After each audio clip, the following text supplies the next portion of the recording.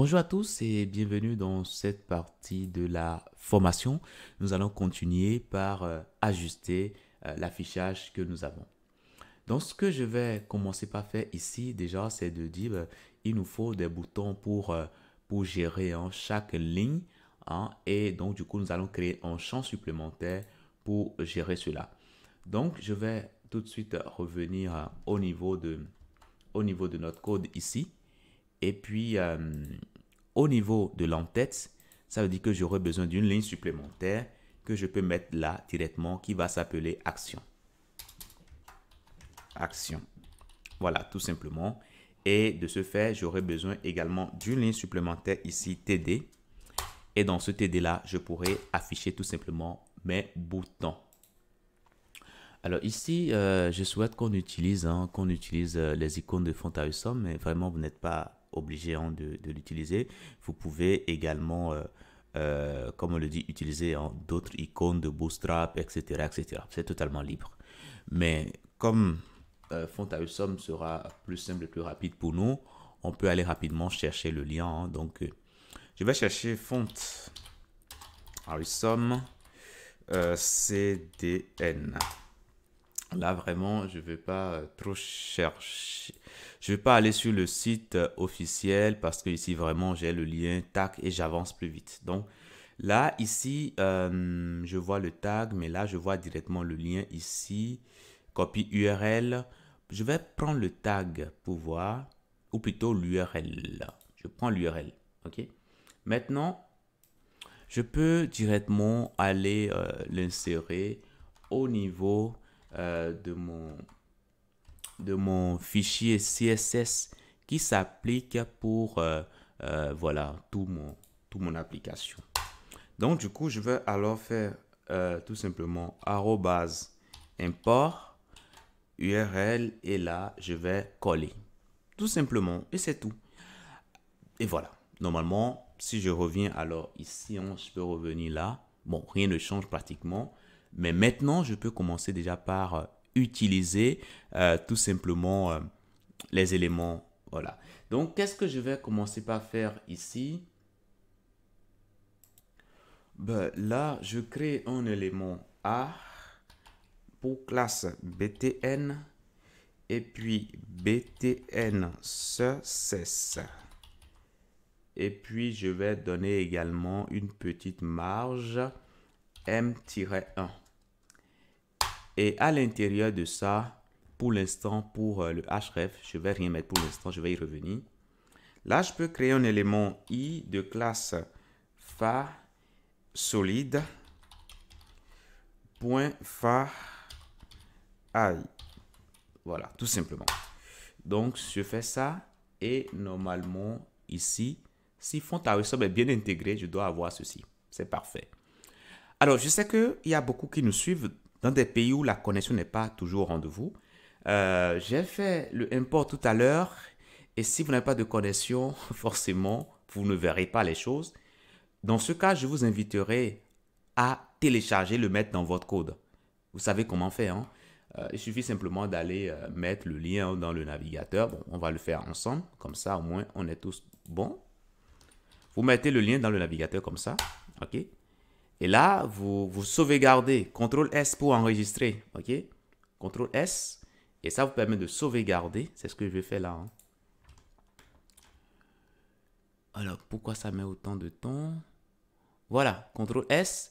Et là, voilà, on peut mieux renommer. Hein. Je vais plutôt mettre font awesome .css. Je peux même mettre min. Hein.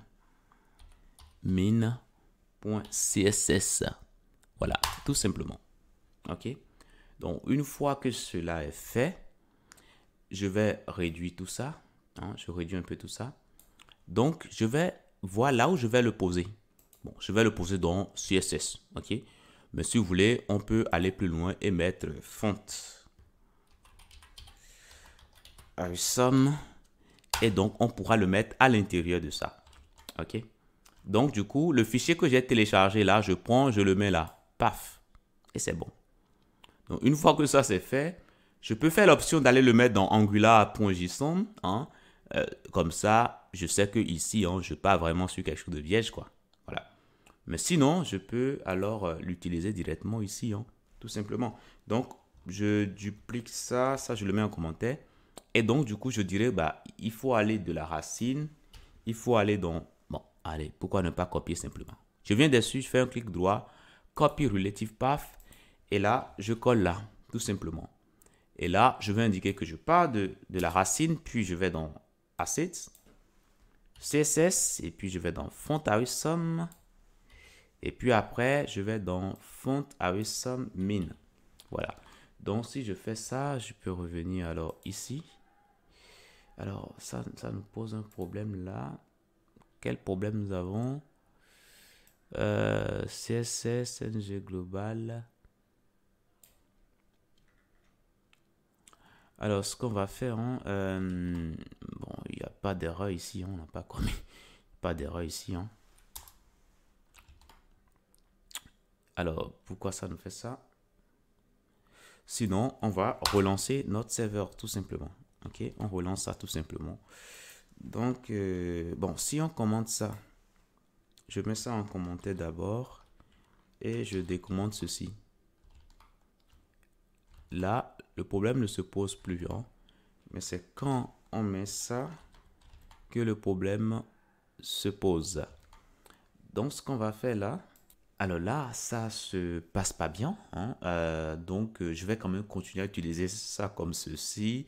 Maintenant, après, ce que vous pouvez faire, hein, pour rechercher, hein, sur Internet, allez, pour rechercher tout simplement Font Awesome Angular, il y a un paquet Font Awesome Angular, il y a un paquet que vous pouvez utiliser, voilà, que vous pouvez directement installer, hein, sur dans votre projet en local et pouvoir l'utiliser. Ok, c'est un peu complexe. Je vais vous inviter à voir un tout petit peu tout cela. Là, c'est le site officiel, hein, de Font Awesome.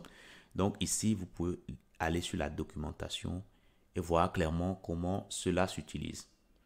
Hein? Donc voilà, faudra installer ça, hein, et puis après, pour l'utiliser, bon, ça s'explique, mais je ne vais pas trop sortir, hein, du cadre qui nous unit ce soir. Donc, du coup, je suppose que là, vous avez les icônes, hein, qui s'affichent correctement. Et donc, on va pouvoir continuer. Maintenant, au niveau de mon affichage ici, j'avais dit que j'allais afficher l'œil. Ça, c'est parfait.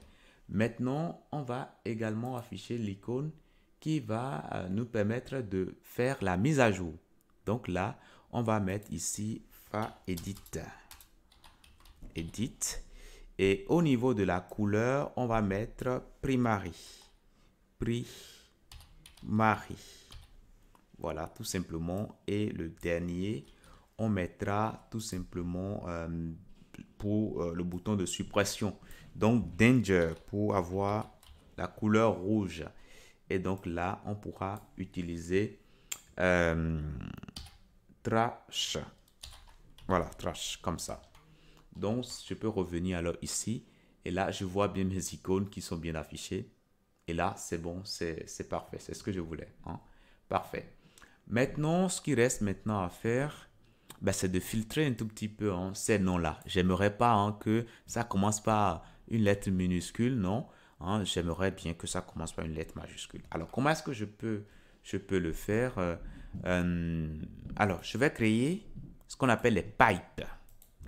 Tout à l'heure, quand je voulais afficher les données, puis j'ai mis... attendez, je fais ça, je mets P. J'ai mis comme ça, data. Qu'est-ce qui s'est passé? Vous allez constater que, voilà, ça pose... Alors, c'est plutôt data au pluriel. Hein. Vous allez voir qu'on n'arrive pas à l'afficher correctement. Ça nous met object, object, object. Par contre, si on met ici JSON, là, il s'agit d'un filtre, hein, qui est déjà prédéfini. Donc, quand on met le filtre systématiquement, ça arrive à le lire. Donc, voilà. Nous, on va créer un filtre par nous-mêmes. Et lorsqu'on va lui donner, on va le mettre ça sur une chaîne de caractères, systématiquement, ça va changer, hein, la première lettre et mettre une lettre majuscule. Okay? C'est ce que nous allons faire. Donc, pour créer des pipes, on peut directement le faire en ligne de commande.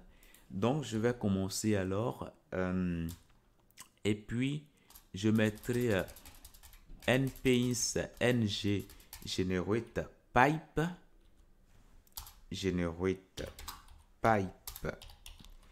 Et puis, je vais ranger tous mes pipes dans un dossier qui va s'appeler pipe. Pipe au pluriel, parce qu'il se peut que je me retrouve encore avec d'autres besoins de pipe. Donc, du coup, ici, je vais mettre le nom. Alors, qu'est-ce que ce pipe veut faire? Ça veut filtrer les nombres, ou bien ça veut changer le premier caractère d'une chaîne de caractères. Donc, je vais mettre format string, par exemple. OK? Donc, format string. Voilà, format string, ou plutôt format name, ce sera plus cool. Format name, parce que string, c'est un peu vague. OK? Format name. Et là, je fais entrer. Et là, qu'est-ce qui va se passer? Ben, j'ai juste à patienter pour voir. Et là, le pipe est créé. Donc, il suffit simplement d'aller au niveau du dossier pipe qui est généré. Et là, on voit format name. Parfait.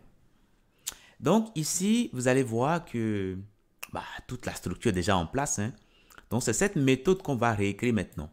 Bon, là, la valeur qu'on nous donne en paramètre, le type, ce sera string. Voilà, ce qu'on va recevoir, ce sera string. Et les arguments, on n'attend pas d'arguments. Donc, on peut retirer ça. Alors, qu'est-ce qu'on veut retourner? On veut retourner le même string, sauf que, alors ici, on va retourner string. On veut retourner le même string. Donc, je mettrai là, allez, new value. Voilà. Et ce new value, nous allons construire ça tout de suite. Let new value qui sera égal à quoi? Value point et puis la charte 0. Donc, on va récupérer le premier caractère que nous avons, point to uppercase pour le mettre en majuscule. Et nous allons concaténer maintenant ce premier caractère qu'on a récupéré, qu'on a mis en majuscule. On va le concaténer avec value.slice. On va couper à partir de 1. Okay? On va partir du caractère 1. Bon, sachant qu'en informatique, on compte de 0, ça veut dire que on veut maintenant ignorer le premier et partir du deuxième caractère. Sachant que le premier est déjà formaté ici. Parfait. On vient de créer notre pipe qui s'appelle format name. C'est parfait. Donc, ce pipe-là, on aura simplement à l'utiliser ici, là où on affiche le name. OK? Et on l'affiche à quel endroit? Si on regarde bien, c'est plutôt ici. Voilà. Donc, non, excusez-moi. C'est plutôt ici. Là où j'ai le name là. Donc, je mettrai là tout simplement ça et je mettrai format name, tout simplement. Donc, si je reviens là ici, normalement, vous voyez que j'ai maintenant name, j'ai description et le premier caractère, ça commence par une majuscule. C'est parfait. Maintenant, je pense que là, c'est bon. On va faire une petite pause. Dans la prochaine partie, nous allons continuer. Je vous dis merci et à tout de suite.